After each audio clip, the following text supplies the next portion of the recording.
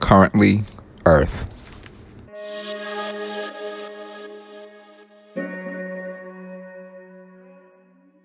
On October 29th in the year 1618, Sir Walter Raleigh, English adventurer, writer, and favorite courtier of Queen Elizabeth I, is beheaded in London under a sentence brought against him 15 years earlier for conspiracy against King James I.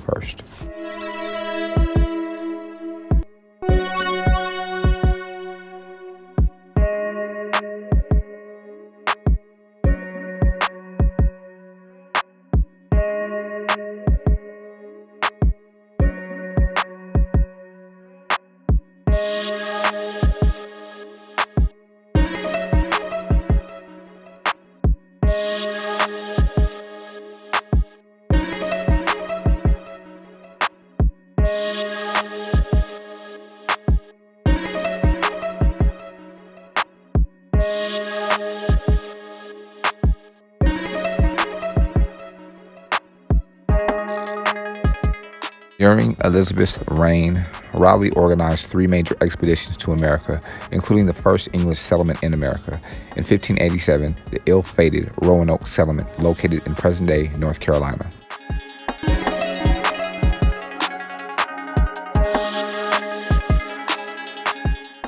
Raleigh later fell out of favor with Elizabeth after she learned of his secret marriage to Bessie Throckmorton, one of her maids of honor, and he was in prison with his wife in the Tower of London.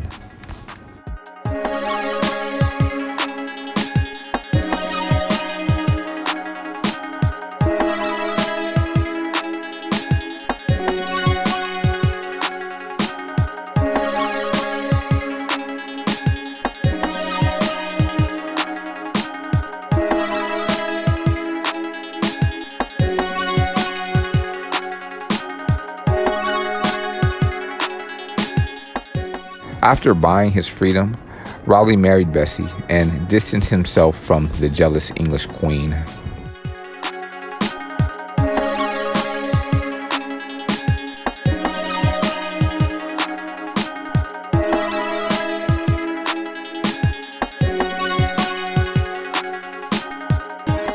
When Elizabeth I continued her eternity in 1603, Raleigh was implicated as a foe of King James I and imprisoned with a death sentence.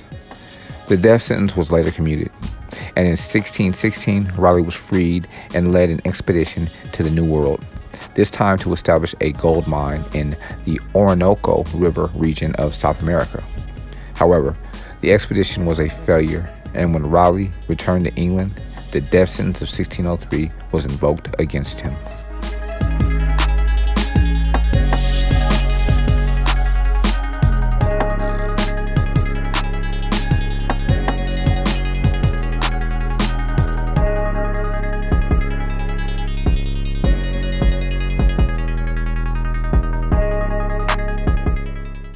It was October 29th in the year 1858 that the first store opens in a small frontier town in the Colorado Territory that a month later will take the name of Denver in a shameless ploy to curry favor with Kansas Territorial Governor James W. Denver.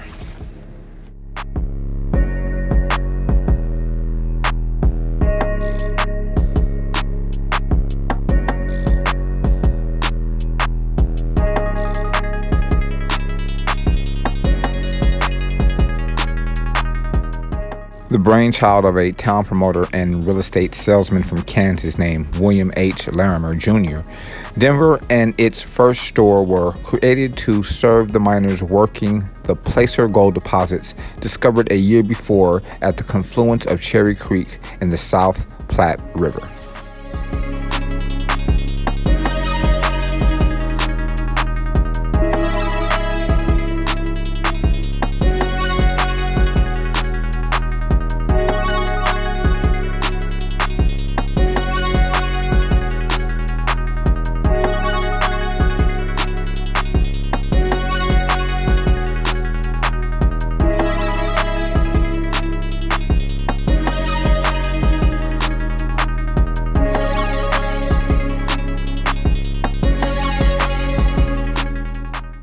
By 1859, tens of thousands of gold seekers had flooded into the area. But by then, the placer deposits were already playing out, and most miners quickly departed for home or headed west into the mountains in search of richer lodes.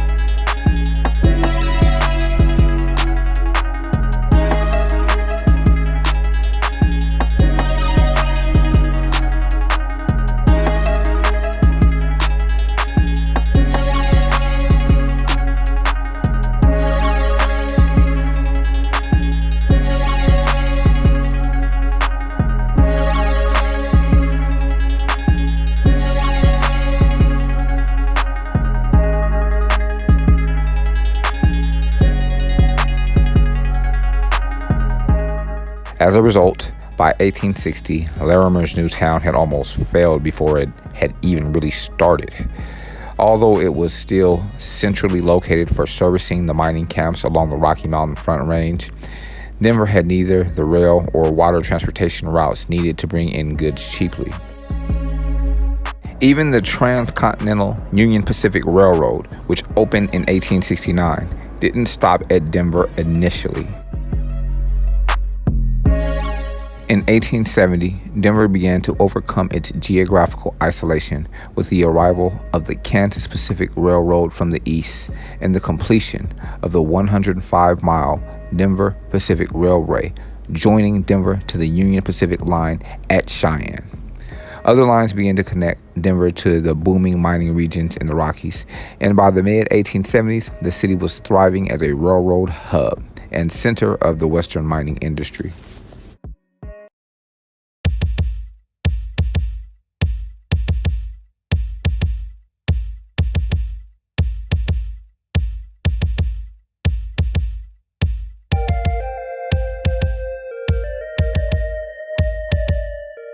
By 1890, Denver had a population of more than 106,000, making it the 26th largest urban area in the nation and earning its nickname, the Queen City of the Plains.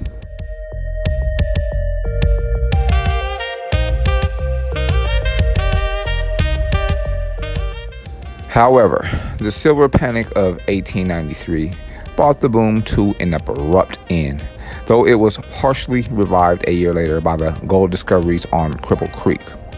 Although the growing significance of farming and ranching helped moderate its ups and downs by decreasing the city's dependency on mining, this cyclical pattern of economic boom and bust would continue to dominate Denver and many other western cities throughout much of the 20th century.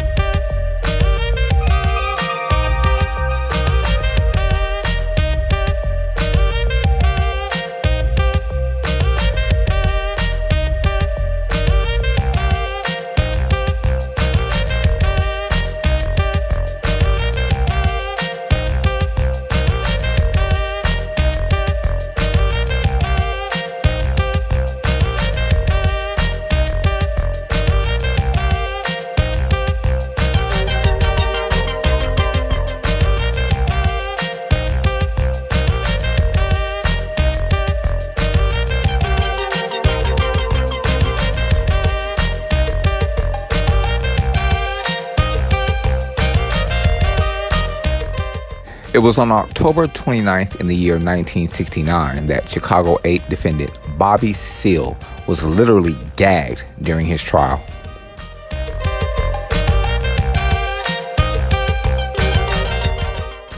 Following several outbursts, the judge orders Chicago 8 defendant Bobby Seale gagged and chained to his chair during his trial.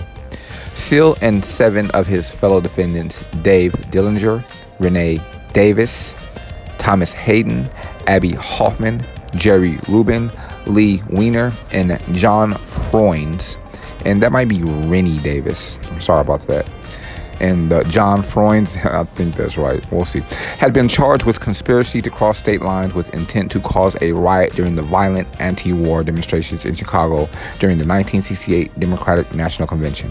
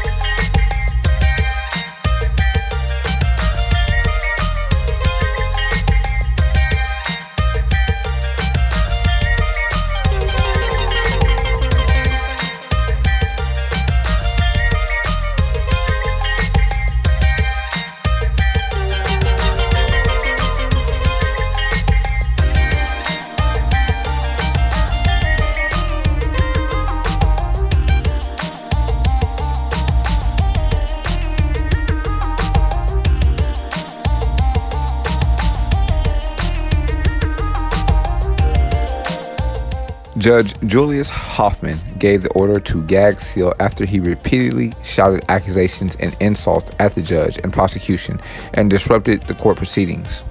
In November, Seal's conduct forced the judge to try him separately. Seal was sentenced to 48 months in prison for 16 acts of contempt. Seal was then charged with killing a Black Panther Party informant in New Haven, Connecticut.